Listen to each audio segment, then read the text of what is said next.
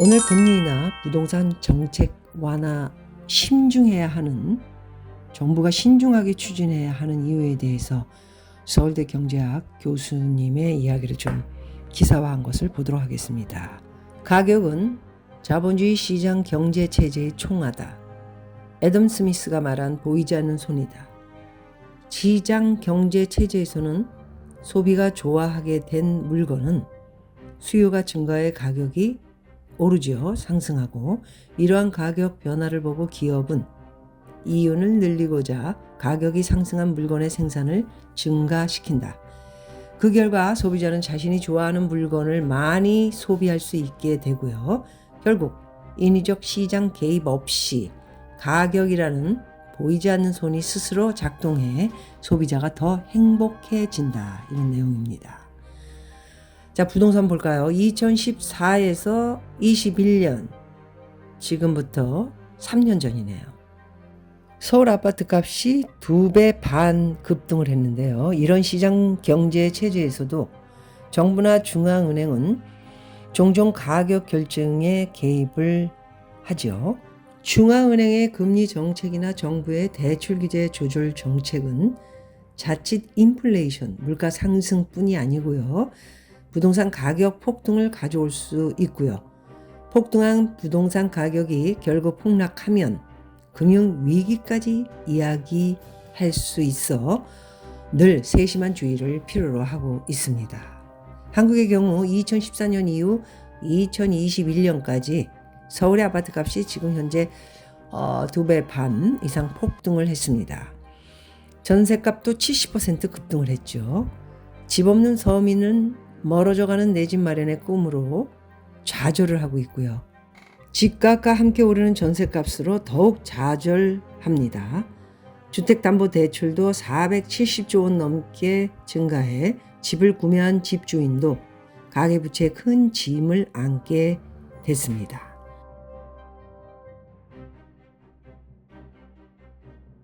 이러한 부동산값 폭등은 금리 정책과 부동산 대출 정책에 기인했고요. 중앙은행이 돈을 빌리는 값인 금리를 낮추고 정부가 은행에 주택담보대출이나 전세대출을 늘리는 정책을 취하면 집값과 전세값이 오를 수밖에 없습니다. 한 예를 들어 집을 팔려는 사람은 50명밖에 안 되는데요. 집을 사려고 5억씩 저축한 실수요자들이 100명이라고 합시다. 실수요자가 모두 집을 사기 위해 경쟁하면 집값은 5억 원에 결정될 것이다.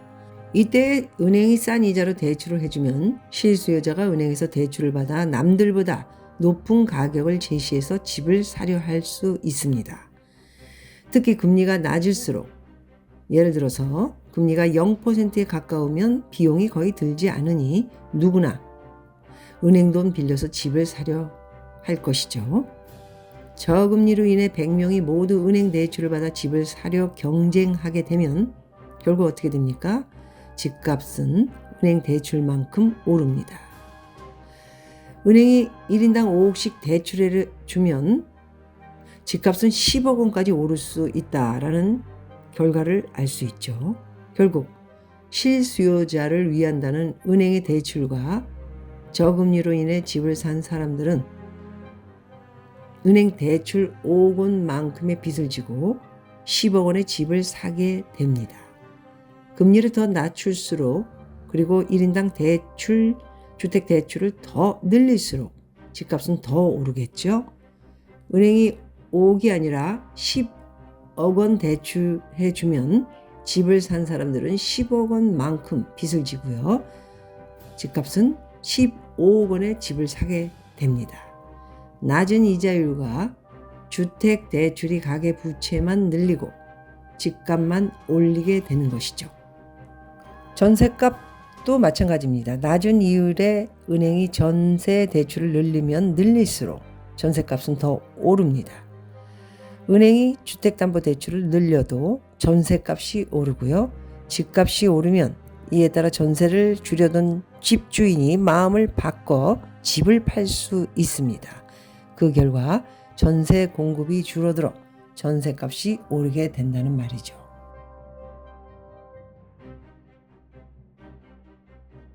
다른 재화와 달리 부동산은 가격이 오른다고 생산이 바로 늘어나지 않습니다. 왜냐하면 땅 위에 짓는 부동산은 기본적으로 공급이 제한되어 있기 때문이겠죠. 일정한 위치의 부동산, 예를 들어 서울 강남 지역의 땅은 가격이 오른다고 공급이 증가되지 않습니다. 따라서 부동산 대출을 증가시키는 정책은 부동산 공급을 늘리지 않은 채 집값과 전셋값, 가계부채만 늘릴 위험이 있습니다. 특히 저금리 정책이 주택담보 인정 비율 LTV와 총부채 상환 비율 DTI, 총부채 원리금 상환 비율 DSR 등 대출 규제 완화와 동시에 이루어지면 수요 증가와 함께 은행의 주택 및 전세 대출이 급격히 늘어나면서 그만큼 집값과 전세값이 급격히 오를 수 있다. 이런 내용입니다. 현재 상황이 집값이 오른 내용이 제가 말씀드린 총부채 상환 비율 LTV, DTI, DSR 이런 대출 규제 완화 동시에 이루어진 수요 증가로 집값이 현재 주택 전세 대출이 급격히 늘어나면서 집값과 전세 값이 오른 것을 볼 수 있는 것입니다. 이미 집값에 불이 붙은 2017년 이후 정부는 부동산 급등을 저지하고자 20번이 넘는 부동산 대책을 실시했죠. 그러나 양도소득세나 종합부동산세 중과 공시가격 현실화 같은 세제 정책을 중심으로 한 대책은 조세 저항만 일으키고 의도와는 달리 가격 급등 저지에 실패했습니다. 문제인데죠. 그 이유는 부동산 가격 급등의 근본 원인인 저금리에 대해 크게 의미 있는 조치를 취하지 않았기 때문입니다.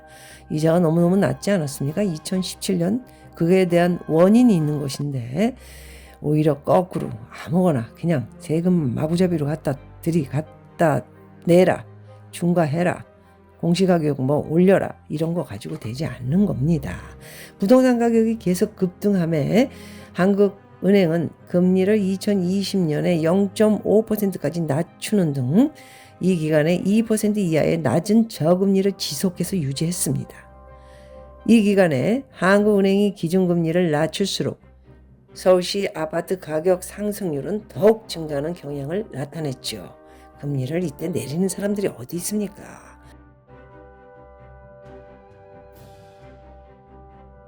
다행히 2021년 하반기 들어 금융위원회가 가계대출 총량 규제를 통해 주택대출을 강력히 규제했고요. 한국은행이 0.5%까지 낮아져 있던 기준금리를 올리기 시작했죠. 이에 숱한 부동산 대책에도 그칠 줄 모르고 상승하던 집값이 마침내 2021년 10월을 피크로 2022년 대선까지 하락세를 보이기 시작했습니다. 이는 낮은 금리와 대출 규제 완화가 부동산 폭등의 원인이었음을 보이는 큰 증거였다는 것을 여러분 아시겠죠? 낮은 금리, 집 사기 좋죠. 금리가 낮으니까 거기다 대출 규제들을 전부 풀어버리고 돈을 마구잡이로 뿌렸죠. 한국은행은 금리를 현재 3.5%까지 올리는 인상 행진을 이어갔고 부동산 가격은 안정화됐습니다. 더 이상 오르지는 않고 있죠. 말도 안 되게 어디 신기록을 날리고 있다. 이런 말에는 현혹되지 마시고요. 최근 빌라 전세 사기의 여파로 아파트 전세 수요가 증가하면서 서울시 아파트 전세값이 1년째 오르고 있다. 이런 말을 하고 있죠. 전세값 상승에 더해 금리 인하 및 부동산 정책 완화에 대한 기대로 집값도 다시 꿈틀댈 조짐을 보이고 있다. 이때 정책적으로 자칫 방심해 민간의 잘못된 부동산 기대 심리를 심어주면 단기적으로 집값이 다시 크게 오를 가능성도 배제할 수 없습니다. 현재 그런 조짐이 보이고 있습니다. 단기적으로 집값이 다시 꿈틀. 가계부채가 세계 최고 수준에 다다른 1위죠. 1위. 우리나라 지금 가계부채 1위라고 보시면 됩니다. 그 부채뿐이 아니고 다 합치면요. 지금 만약 정책 미스로 과도한 부동산 가격 상승이 다시 한번 일어난다면 결국은 가격 급락으로 반전할 위험성도 커지는 만큼 매우 세심한 금리 및 부동산 정책이 요구된다. 이런 내용입니다.